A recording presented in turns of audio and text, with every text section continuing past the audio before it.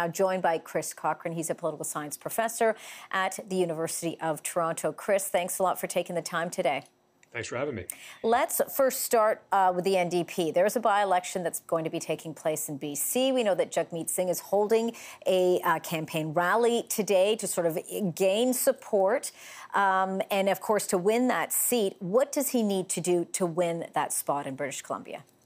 Well, he should be. I mean, this is a seat that's been a sort of on the teeter-totter between Liberal and NDP for quite some time. It's exactly the kind of seat that the NDP is going to need to win, obviously, at a minimum, if they're going to make any gains in the election. I mean, being present in the constituency, focusing on issues that matter to the riding, and frankly, just projecting an image that he's able to build up the New Democrats to become a tangible, progressive alternative in the next election. And those are all things that he's been trying to do quite some time. He's up against a lot of challenges within the party. So far, he hasn't been successful, but he still has a little ways to go. And he's been facing a lot of criticism as well, saying that he has not been making himself relevant enough. We are just, a few months away. October is not that far off. And of course, there's a lot needs to be done to drum up voter support. So if he does gain the seat, if he's able to win, what more does he need to do to make the NDP relevant in this federal election?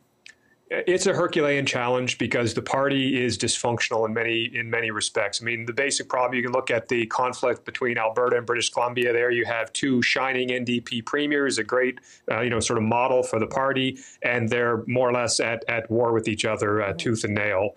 You also have the fact that they turfed Thomas Mulcair by going out to Alberta, of all places, to enact a green shift, again, really undermining Rachel Notley. And then if you think back even to a bit of the difficult situation that the party has been in. I mean, the fact is that this is a party that for a long time has had the lion's share of its rank and file membership concentrated in Ontario, and yet after the 2011 election, it won most of its seats from Quebec. But there is fundamental disagreements on a number of issues between Quebec New Democrats and Ontario New Democrats. So there are so many exploitable lines of division within the NDP that it would almost be a miracle for a leader, any leader, to be able to put this party together in time for the next election. And their relevance, I mean, of course, is key as we head towards this election. The Liberals, of course, looking for another majority. Justin Trudeau looking, of course, to take the helm again for a second term. But what needs to be done to have the parties switch? Of course, the Conservatives looking to take over. But is that even likely? Are we more focused on seeing whether or not we're going to have a Liberal majority or Liberal minority government this time around? Yeah, I mean, if the Liberals falter, and certainly there are signs, well, the varnish has worn off, and there are signs that they may be vulnerable, in certain respects more vulnerable than I think anybody might have expected, given Trudeau's popularity into the last election. I mean, the NDP has to project that they're a competent, progressive alternative. And the way that you do that, I mean, again, not to think back to the good old days and the decision was already made, but when you think of when they had Thomas Mulcair, he was probably the most effective leader of the opposition ever in certainly televised parliamentary history.